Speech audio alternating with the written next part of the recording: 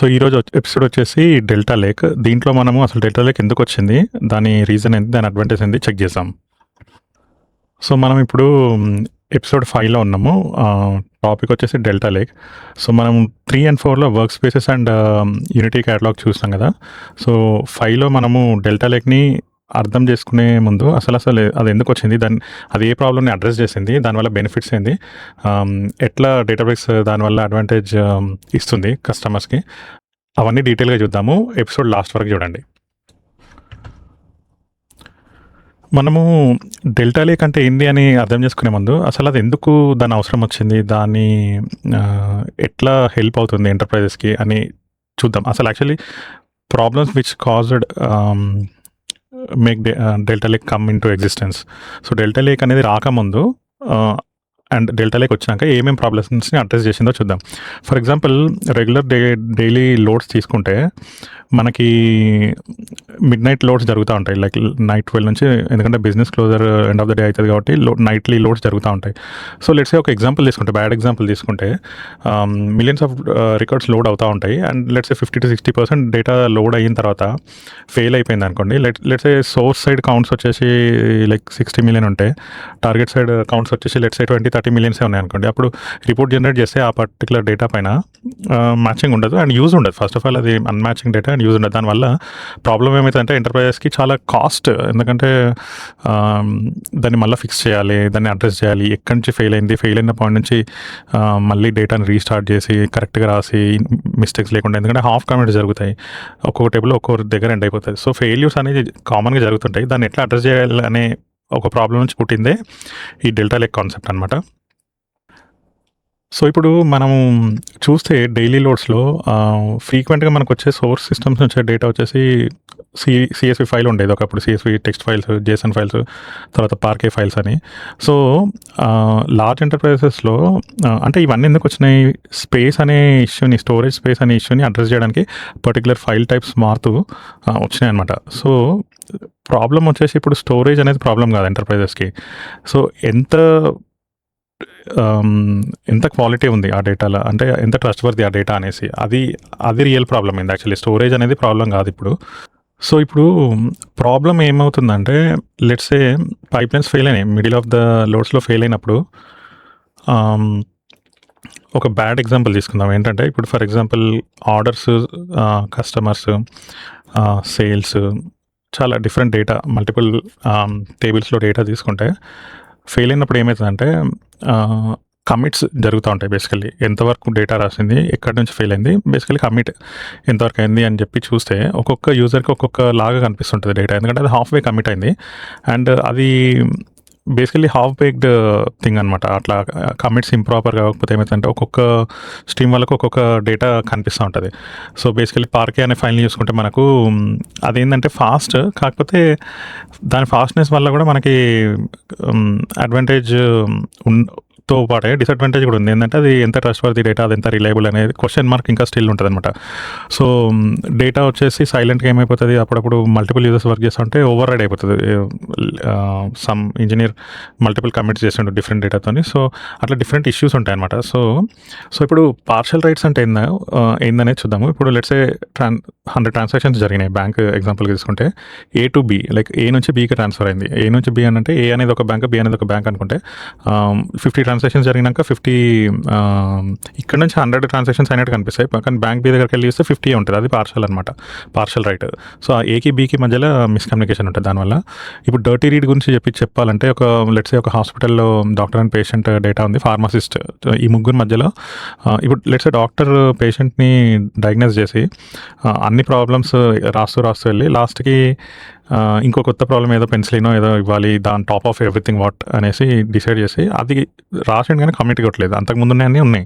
So pharmacist ఎట్లా చూస్తాడంటే 70% of medicines ఇవ్వచ్చు అని చూస్తాడు, ఆ పెన్సిలిన్ ఇవ్వాలనేది తెలియదు, ఎందుకంటే కమిట్ కొట్టలేదు డాక్టర్ అక్కడ. సో థర్డ్ వన్ వచ్చేసి ఫైల్ కరెక్షన్. దీన్ని ఒక హెచ్ఆర్ సిస్టంలో కనుక ఒక ఫైల్ లాగా తీసుకుంటే, ఇప్పుడు ఆ ఫైల్ అనేది ఒక ఇన్పుట్ అనమాట. వాళ్ళకి పేరోల్స్ ప్రాసెస్ చేయాలంటే వాళ్ళకి ఒక ఎవరు ఎన్ని అవర్స్ పనిచేశారు అని ఇలాంటి ఫైల్, అదే ఇన్పుట్ ఫైల్ అనుకుంటే, అది కరెక్ట్ కరప్టెడ్ ఫైల్ వచ్చింది. సో ఎవరు ఎన్ని అవర్స్ పనిచేశారు అనేది ఇన్ఫో లేకపోతే వాళ్ళకి పేరోల్స్ ప్రాసెస్ చేయాలి అనేది వాళ్ళకి తెలియదు. కరెక్ట్గా డిపెండెన్సీ ఆ ఫైల్ మీద ఉంటుంది. సో ఆ ఫైల్ రాంగ్ ఉంది కాబట్టి అసలు ఫైలే కరప్టెడ్ వచ్చింది. సో కరప్టెడ్ వచ్చినప్పుడు వాళ్ళు పేరోల్స్ ప్రాసెస్ చేయలేరు. సో అది హై డిపెండెన్సీ. బేసికల్ అది ఒక ఎగ్జాంపుల్ లాగా తీసుకున్నాను నేను, ఎంప్లాయీస్ అండ్ పేరోల్ అనేది. నెక్స్ట్ వచ్చేసి యాక్సిడెంటల్ డిలీట్. ఇది మామూలుగా జరిగేదే అన్ని ఎంటర్ప్రైజ్లో. ఏదైనా ఒక ఇంజనీర్కి ఒక యాక్సెస్ ఉందనుకుంటే ఒక డొమైన్ డేటాబేస్కి, దాంట్లో సడన్గా ఏదో ఒక డేటాని ఫర్ ఎగ్జాంపుల్ డిలీట్ చేసిండు. For example employees or whatever ఏదో ఒక transaction, sales or customers or address table ఉంది, దాన్ని డిలీట్ చేసిండు. కొన్ని అడ్రస్ కనిపించవు డిలీట్ కొడితే. సో దాన్ని మళ్ళీ ఎట్లా ఫిక్స్ చేయాలనేది అదొక డిఫరెంట్ ప్రాబ్లం. నెక్స్ట్ స్లైడ్స్లో మాట్లాడదాము. సో రోల్ బ్యాక్ ఎగ్జాంపుల్ చూడాలంటే ఫర్ ఎగ్జాంపుల్ ఎక్స్చేంజ్ రేట్ చూసుకుందాం. సో ఈరోజు ఒక మెసేజ్ వచ్చింది. ఫర్ ఎగ్జాంపుల్ ఎక్స్చేంజ్ రేట్ అని అంటే నిన్న జరిగిన సేల్స్ ఆర్ స్టాక్ ఎక్స్చేంజ్ మీద ఈరోజు అప్డేటెడ్ మెసేజ్ ఏంటంటే నిన్నటి పర్సంటేజెస్ ఆర్ అవి రాంగ్ ఉండే అని వాటిని వెళ్ళి ఫిక్స్ చేయాలి. సో మనం దానికి రోల్ బ్యాక్ చేసుకునే ఆపర్చునిటీ ఉండాలన్నమాట. అది లేకపోవడం అనేది ఒక ప్రాబ్లం. So no history. ఇది ఏంటంటే మేజర్ థింగ్ ఏంటంటే హిస్టరీ మెయింటైన్ చేయకపోవడం. హిస్టరీ మెయింటైన్ చేయకపోవడం అని అంటే ఇప్పుడు ఫర్ ఎగ్జాంపుల్ ఒక కస్టమర్ అడ్రస్ మారిండు, ఆ మారిన అంతకుముందున్న అడ్రస్ ఏంటి అనేది ఆ డీటెయిల్స్ మెయింటైన్ చేయకపోవడం అనేది అట్లాంటిది. ఫర్ ఎగ్జాంపుల్ చెప్పిన హిస్టరీ లేకపోతే కొన్ని స్నాప్షాట్ లైక్ 6 months బ్యాక్ ఇది ఎట్లుండే అని చెప్పి చూడాలి అని అనుకుంటే ఒక డేటా అది ఎట్లుండే అంటే హిస్టరీ మెయింటైన్ చేయకపోతే చెప్పలేము యాక్చువల్లీ. కాంకరెంట్ యూజర్స్ ఎగ్జాంపుల్ తీసుకుంటే ఏంటంటే ఇప్పుడు లెట్స్ ఏ ప్రోడక్ట్స్ అనే టేబుల్ ఉంది, ప్రైసింగ్ అనే టీం ఉంటుంది అండ్ ప్రమోషన్స్ అనే టీం, ఇద్దరు వేరే వేరే అనుకుందాం. ప్రైస్ సెట్ చేస్తూ ఉంటారు కొందరు, ప్రోడక్ట్స్ మీద అప్డేట్ చేస్తూ ఉంటారు. At the same time promotions ఒక ప్రోడక్ట్ మీద ఇవ్వాలనుకుంటే ఆ ప్రమోషన్స్ అప్లై చేస్తూ ఉంటారు. సో ఏ అప్డేట్ ఎప్పుడు జరుగుతుంది, అది మల్టిపుల్ అప్డేట్స్ జరుగుతుంటాయి ప్రోడక్ట్ మీద. సో అదొక ఇష్యూ అనమాట. సో బేసికల్లీ ఒక బ్యాంక్ నుంచి, హెల్త్ కేర్ నుంచి, sales or like any or enterprise తీసుకున్నా ఈ కామన్ ప్రాబ్లమ్స్ అందరు ఫేస్ చేసే ప్రాబ్లమ్స్ బేసికల్లీ. సో ఇప్పుడు ఈ స్లైడ్ చూస్తే పార్కే ఫైల్స్ ఉన్నాయి కదా, parquet files plus transaction log. ఎందుకు ట్రాన్సాక్షన్ లాగ్ అంటే ఇప్పుడు ఫర్ ఎగ్జాంపుల్ ఒక ఎంప్లాయీ ఉన్నాడు, ఆ ఎంప్లాయీ ఆర్ లైక్ ఒక బ్యాంక్ కస్టమర్ ఉన్నాడు. ఆ కస్టమర్ లెట్స్ ఏ రికార్డ్ 1 వచ్చేసి సమ్ అమౌంట్ ఎక్స్ అనే అమౌంట్ ఇన్సర్ట్ చేస్తే దాని తర్వాత ఇంకో వేరే బ్యాంక్ ఎంప్లాయీ వచ్చి ఇంకో అమౌంట్ దాన్ని సంథింగ్ ఇంకేదో యాడ్ చేసిండు ఆర్ లైక్ మల్టిపుల్ చేంజెస్ జరిగినాయి ఆ అమౌంట్ పైన. సో ఆ చేంజెస్ ఏంటివి అనేది యాక్చువల్ రికార్డ్ ఒకటే ఉంటుంది, కానీ ఆ లాగింగ్ ఇన్సర్ట్ అయింది, అప్డేట్ అయింది, లేకపోతే డిలీట్ అయింది, లేకపోతే ఇంకో ట్రాన్సాక్షన్ T1 అనేది అప్డేట్ అయింది, T2 అనేది ఇంకొకటి అప్డేట్ అయింది, T3, T4, T5 అట్లా ఉన్నాయి కదా, మల్టిపుల్ అప్డేట్స్ జరిగినాయి. సో ఇవన్నీ వర్జనింగ్ అనమాట బేసికలీ. ఇక్కడ డెల్టా లాగ్ సేల్స్ డేటా, ఇక్కడ సేల్స్ డేటా అంటున్నారు, కస్టమర్ డేటా చెప్పినా మీకు. సో ఈ దీంట్లో ఇంపార్టెంట్ డేటా ఏంది అని అంటే యాక్చువల్ డేటా వచ్చేసి ఒకటే రికార్డ్, కానీ ఇంపార్టెంట్ డేటా ఏముంటుంది దాని లాగింగ్ అనమాట. ఫస్ట్ ఏముండే 000, తర్వాత నెక్స్ట్ 001, తర్వాత 002. సో దాంట్లో ఇది డెల్టా లాగ్లో జేసన్ ఫైల్స్ లాగా రాసుకుంటుంది అనమాట, లైక్ 0.json, 1.json, 2.json అని. సో ఇప్పుడు ఈ స్లైడ్లో చూస్తే కస్టమర్స్ ఫైల్ ఉంది, ఆర్డర్స్ పార్కే ఫైల్ ఉంది, ప్రోడక్ట్స్ పార్కే ఫైల్ ఉంది కదా. సో బేసికలీ వాటి మీద జరిగే ట్రాన్సాక్షన్స్కి ఎవరు చేంజ్ చేసారు ఆ డేటాని, ఏం మారింది, ఎప్పుడు మారింది, ఇట్లాంటి బేసిక్ డీటెయిల్స్ని లాగ్ చేయడం అనే బేసికలీ ఆ లాగింగ్ అనేది ఎక్స్ట్రా ట్యాగింగ్ అనమాట. లైక్ యాక్చువల్ డేటా గురించి మళ్ళీ లాగ్ చేయడం. సో యాక్చువల్ డేటాలో ఎప్పుడు ఏం చేంజెస్ జరిగినాయి బ్యాక్ వెళ్ళి చూడాలనుకుంటే ఇవన్నీ ఈ ట్రాన్సాక్షన్ లాగ్ అనేది హెల్ప్ చేస్తుంది అనమాట మెయిన్లీ. సో ఈ బ్యాంకింగ్ లెడ్జర్ ఎగ్జాంపుల్ తీసుకుంటే యాక్చువల్ ట్రాన్సాక్షన్స్ వచ్చేసి ఫర్ ఎగ్జాంపుల్ ఒక డిపాజిట్ ఈ టైంకి జరిగింది, ట్రాన్స్ఫర్ జరిగింది, withdrawal, interest. So different time జోన్లో సెకండ్స్లో డిఫరెంట్ యాక్షన్స్ జరుగుతున్నాయి. సిమిలర్ థింగ్ ట్రాన్సాక్షన్ లాగ్లోకి రైట్ చేస్తుంటే సో బేసికలీ ఎవ్రీ చేంజ్ని ఎవ్రీ టైమ్ స్టాంప్తో పాటు ఏ యూజర్, ఏ ప్రాసెస్, బేసికలీ అన్నీ లైక్ ఈ యాసిడ్ అనేది, ఈ ఫుల్లీ యాసిడ్ కంప్లైంట్ అనేది నెక్స్ట్ స్లైడ్స్లో చెప్తాను. సో బేసికలీ ప్రతి డిపాజిట్, విత్డ్రావల్, ట్రాన్స్ఫర్స్కి ప్రతి చేంజ్ని ట్రాక్ చేస్తే దాన్ని బేసికలీ ఫినాన్షియల్ ట్రాన్సాక్షన్స్తో పాటు డెల్టా ట్రాన్సాక్షన్ లాగ్ చేసినట్టు. సో అందుకని బేసికలీ డెల్టా లేక్కి ఉన్న మెయిన్ ఫీచరే ఇదనమాట. డేటాబ్రిక్స్ దాని మీద ఎక్కువ ఎక్స్టెన్సివ్లో వర్క్ చేసి ఎట్లాంటి రివర్సల్కైనా కానీ ఫర్ ఎగ్జాంపుల్ బ్యాక్ వెళ్ళి పలానా ట్రాన్సాక్షన్ ఏ టైంకి జరిగింది, అది కరెక్ట్ అయినా కదా వెరిఫై చేసుకోవచ్చు. సో ఆ అడ్వాంటేజ్ కోసమే ఈ అడ్వాంటేజ్ పాసిబుల్ అయ్యేది దీనివల్ల అనమాట. సో ఇప్పుడు ఈ ఎగ్జాంపుల్ తీసుకుంటే ఆల్ ఆర్ నథింగ్. ఇది ఏంటంటే యాసిడ్ ప్రాపర్టీస్లో అటామిసిటీ అనమాట. ఏసీఐడి నేను చెప్తా ఏసీఐడి అనేది ఏంటంటే అనేది each one. So all or nothing అని ఎందుకు ఉంది అని అంటే లైక్ ఇప్పుడు ఇది బ్యాంక్ ట్రాన్సాక్షన్స్ వైజ్ తీసుకుంటే సో ఒక దగ్గర బ్యాలెన్స్ డిడెక్ట్ అయింది, బట్ ఇంకో దగ్గర బ్యాలెన్స్ డిడెక్ట్ అవ్వనట్టు చూపిస్తే అది మిస్ మ్యాచింగ్ అని ఉంటుంది అనమాట. సో అది ఆ ఎర్రర్ దేనివల్ల అయినా అయ్యిండొచ్చు, server crash or whatever any reason. So so commit అనేది అయితే 2 చోట్ల జరగాలి, లేకపోతే 2 చోట్ల జరగద్దు ఆ డేటా మ్యాచింగ్ ఉండాలంటే. సో దానికోసం అనమాట ఇది. ఈ స్లైడ్లో యాసిడ్ ప్రాపర్టీస్ గురించి చూద్దాం. ఏ అంటే అటామిసిటీ, సి అంటే కన్సిస్టెన్సీ, ఐ అంటే ఐసోలేషన్, డి అంటే durability. So basically delta lake ఈ 4 థింగ్స్ని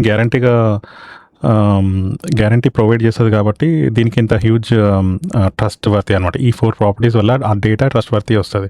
సో అది ఎట్లా వస్తుంది అంటే ఇప్పుడు ఫర్ ఎగ్జాంపుల్ ఇప్పుడు క్రికెట్ స్కోరింగ్ చేస్తుంటే అటామిసిటీ అంటే ఏంటంటే ఇప్పుడు ఒక మ్యాచ్ అవుతుంది, ఒక టీమ్ ఆడుతుంది, లెట్స్ సే ఒక ప్లేయర్ స్కోర్ 20 అని ఉంది ఇప్పుడు at this particular point of బాల్కి పలానా ఓవర్కి లెట్స్ సే 5th ఓవర్ ఒక ప్లేయర్ స్కోరు 20 అని ఉంది, టీమ్ స్కోరు 50 అని ఉంది లెట్స్ సే.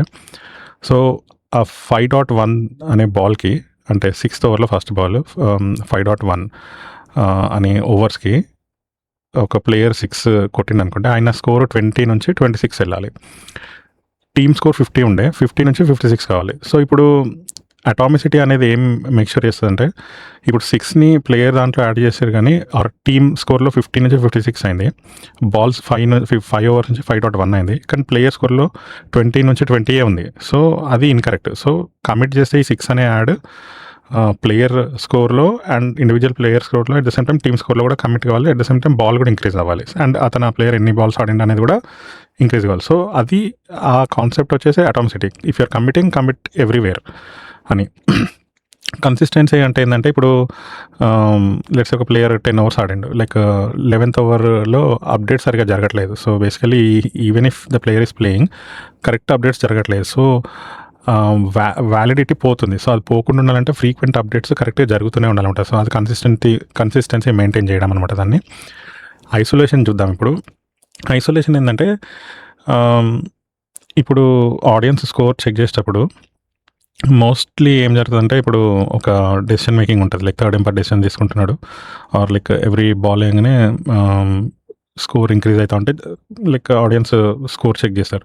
సో ఐసోలేషన్ అనేది ఏంటంటే ఒక రూల్ బుక్ చూసి కరెక్ట్గా స్కోర్ వేయాలా వద్దా, ఓవర్ త్రోనా కాదా, ఇట్లాంటి అన్నీ చూసి కరెక్ట్ స్కోర్ వేసేటప్పుడు ఆ కరెక్ట్ చేసినాకనే ఆడియన్స్కి కరెక్ట్గా చూపించడం అనమాట. సో దాన్ని ఐసోలేషన్ అట్లా అర్థం కావడానికి చెప్పిన. డ్యూరబిలిటీ అంటే ఏం లేదు. డ్యూరబిలిటీ అనేది లెట్స్ సే మీరు సో గేమ్ మధ్యలో ఆగిపోయింది. సో ఆగిపోయినా సరే ఆగిపోయిన పాయింట్ ఆఫ్ టైంకి స్కోర్ ఎంత ఉందనేది మనం 1 అవర్ తర్వాత మ్యాచ్ రెజ్యూమ్ అయినా ఆ స్కోర్ని చూస్తాం మనం, అది పోదు. మ్యాచ్ ఆగింది కానీ స్కోరు అక్కడ ఉండిపోతుంది. ఆర్ ఫినిష్ అయిన మ్యాచెస్ చూసుకుంటే ఈరోజు ఫినిష్ అయిపోయింది మ్యాచ్, నెక్స్ట్ డే వెళ్ళి స్కోర్ ఎంత, ఏ టైంకి ఏమైంది ఏంటి అనేది అది చూడాలి అనుకుంటే ఆ డ్యూరబిలిటీ వల్ల అంటే data can be revisited at any point of time అనమాట. బేసికలీ టైం ట్రావెల్ అంటారు. ఆర్ లేకపోతే డేటా మారకుండా యాజ్ ఇట్ ఈస్గా వ్యాలిడ్ డేటాని చూపించడం అనేది బేసికలీ డ్యూరబిలిటీ అనమాట. అంటే ఇక్కడ ఈ ఎగ్జాంపుల్ సర్వర్ క్రాష్ అని ఉంది అంటే ఒక కన్ఫర్మ్ డేటా ఇంకా మళ్ళీ మారద్దు అని బేసికలీ. సో ఇది యాసిడ్ ప్రాపర్టీస్, ఇది మెయిన్ అనమాట. ఇది మెయిన్గా అర్థం చేసుకోవాలి మీరు. డెల్టా లేక్లో మెయిన్గా అర్థం చేసుకోవాల్సిన మెయిన్ కాన్సెప్ట్ వచ్చేసి ఇది అని చెప్తాను నేను. సో ఈ స్లైడ్లో బేసికలీ ఏంటంటే myth versus reality between not between on time travel actually. So basically myth ఏంటంటే default history is kept for 30 days for both log retention అంటే transaction log and deleted file retention duration. So ఈ settings ఏంటంటే configurable అనేది myth అనమాట. So vacuum command పర్మనెంట్గా remove చేస్తుంది అనేది yes అది ట్రూనే, కాకపోతే రియల్ బ్యాకప్స్ ఉండడం అనేది కూడా ఇంపార్టెంటే. But at the same time reality వచ్చేసి ఏంటంటే ఇప్పుడు ఒక లెట్స్ ఏ పర్టికులర్ డే రోజు ఏం జరిగింది అని చెప్పి చూడాలంటే చూడొచ్చు, like log retention and deleted file retention duration మనం కన్ఫిగర్ చేసుకోవచ్చు. బట్ వ్యాక్యూమ్ అని ఒక ఫీచర్ ఉంటుంది, ఆప్టిమైజేషన్ టెక్నిక్ అని ఒకటి ఉంటుంది అనమాట. అది వ్యాక్యూమ్ అనేది అది వేరే ఇంకో సపరేట్ టాపిక్ లాగా చెప్తాను. బట్ బేసిక్గా ఇక్కడ చెప్పుకోవాలంటే సింపుల్‌గా చెప్పాలంటే ఇప్పుడు డెల్టా లేక్ వల్ల యూజ్ ఏంటి అంటే యాసిడ్ ట్రాన్సాక్షన్స్ ఇంతకుముందు స్లైడ్‌లో మాట్లాడుకున్నాం కదా! Atomicity, consistency, isolation and durability అని. ఇప్పుడు మల్టిపుల్ రోల్స్‌తో ఉన్న యూజర్స్ ఒకే టేబుల్ మీద వర్క్ చేస్తున్నారనుకుందాం. ఇక్కడ data engineer, analyst, machine learning engineer and some analyst dashboard అనేది డైరెక్ట్‌గా అది కూడా రీడ్ చేస్తుంటది డేటాని. సో, కాంకరెన్సీ వచ్చినప్పుడు సేఫ్‌గా వన్ ఆఫ్టర్ అనదర్ కమిట్స్ అయ్యేలాగా మేక్ షూర్ చేస్తది. At the same time auto retry చేస్తది. ఇప్పుడు మల్టిపుల్ వస్తే ఒకదాన్ని సీక్వెన్స్‌లో పెట్టి ఆటో రీట్రై చేసి అది ఒకవేళ ఫెయిల్ అయ్యేలాగున్నా గానీ ఫెయిల్ సేఫ్ చేస్తదనమాట. ఏందంటే యాక్చువల్ రియల్ ట్రాన్సాక్షన్ ఫెయిల్ అవ్వకుండా మేక్ షూర్ చేసుకుంటది. సో, రీడ్స్, రైట్స్ అన్నీ ప్యారలల్‌గా మల్టిపుల్‌గా జరిగేలాగా అండ్ ఇంకోటేందంటే డర్టీ రీడ్స్, పార్షియల్ రైట్స్ ఇట్లాంటి డేటా కరెక్షన్ ఇవన్నీ ఏం లేకుండా ఎన్‌ష్యూర్ చేసుకుంటదనమాట. So, Delta Lake. సో, ఇవన్నీ పాసిబుల్ అయ్యేది ఏంటంటే డెల్టా లేక్ అనే కాన్సెప్ట్ వల్ల. ఎందుకంటే డేటాబ్రిక్స్ బిల్డ్ చేసింది అట్లా. సో, ఆ అడ్వాంటేజ్ వల్ల ఈ కైండ్ ఆఫ్ ట్రాన్సాక్షన్స్ అన్నీ రాంగ్ వేలో ఎళ్ళకుండా కరెక్ట్ ఆన్ ట్రాక్ ఉండేలాగా హెల్ప్ అయితుందనమాట. సో, ఈ ఎగ్జాంపుల్‌లో తీసుకుంటే ఏందంటే ఒక రియల్ ఎంటర్‌ప్రైజ్‌లో let's say nightly batch loads run అవుతున్నాయి. డెల్టా లేక్ లేకపోతే ఏమైతది వర్సెస్ ఉంటే ఏమైతది అనేది చూస్తే, డెల్టా లేక్ ఉంటే ఏమైతదంటే అయితే ఫుల్ కమిట్ అయితది. లేకపోతే అన్ని ప్లేస్‌లో కమిట్ అయితది. లేకపోతే కమిట్ చేయదు. అండ్ బ్యాకెళ్ళి జాబ్స్ రీస్టార్ట్ చేసుకొని చూడాలి అనుకుంటే ఆ ఆపర్చునిటీ ఎట్లాగో ఉంటది.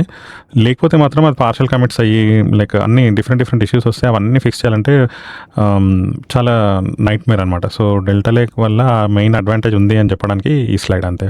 సో, ఇప్పుడు డేటాబ్రిక్స్ అనేది ఎందుకు పాపులర్ అయింది అని చెక్ చేస్తే అని వెరిఫై చేస్తే మెయిన్‌గా అందరూ అనుకునేది ఏందంటే అది ఫాస్ట్ ప్రాసెసింగ్ లేకపోతే అది like the way it is like notebook, Spark or AI అనుకుంటారు. కానీ అవన్నిటికన్నా మెయిన్ ఏందంటే డేటా ట్రస్ట్‌వర్తీ డేటాని హ్యాండిల్ చేయడం యూజింగ్ డెల్టా లేక్ అనే ఫీచర్ ద్వారా.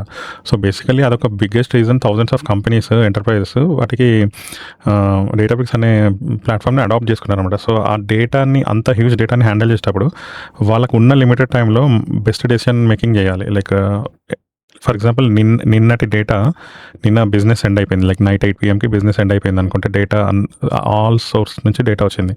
సో, వాటిని నెక్స్ట్ రోజు అనలైజ్ చేయాలి using Power BI reports or whatever అనుకుంటే అది ఫస్ట్ డేటా రావాలి. ఒక ఇంటిగ్రేటెడ్ డేటా ఒక డేటా హబ్ క్రియేట్ చేస్తాయి డేటా ఇంజినీర్స్. అక్కడ డేటా వచ్చినాక ఆ వచ్చిన డేటాని అది కరెక్ట్‌గా ఉంటేనే బెస్ట్ డెసిషన్ మేకింగ్‌కి యూజ్ అయితది. లేకపోతే మొన్నటి డేటా మీద డెసిషన్ మేకింగ్ చేయాలంటే నిన్నటిది మిస్సింగ్ ఉంటది. సో, ఇవన్నిటి కోసం అది కూడా ఇంకోటేందంటే హాఫ్‌లీ ఫెయిల్ అయిన జాబ్స్ ని కరెక్ట్‌గా బ్యాక్ ట్రాక్ చేయడానికి కరెక్ట్‌గా ఉంటది. సో, డెల్టా లేక్ అనేది అది ట్రస్ట్‌వర్తీ డేటాని లైక్ హాఫ్ ఇచ్చినా గానీ ఆ హాఫ్ కరెక్ట్‌గా ఉండాలి బేసికల్లీ. ఎందుకంటే ఆ రిమైనింగ్ హాఫ్ కరెక్ట్‌గా మళ్ళీ అపెండ్ చేయొచ్చు డేటా. అది లేదంటే మొత్తం అది ఫిక్స్ చేయడంలో ప్రాబ్లమ్ ఎక్కువైపోతది. హాఫ్ కమిట్స్, ఇంప్రాపర్ కమిట్స్ చాలా ఇష్యూస్ డేటా ఇష్యూస్ 7 టైప్స్ చూసినాం కదా స్టార్టింగ్‌లో అవన్నీ వాటిని అడ్రెస్ చేస్తదనమాట డెల్టా లేక్. సో, దానివల్ల ఆ ట్రస్ట్‌వర్తీ డేటా బిల్డ్ అయితే డెసిషన్ మేకింగ్ కరెక్ట్‌గా ఉంటది ఆ ట్రస్ట్‌వర్తీ డేటా పైన.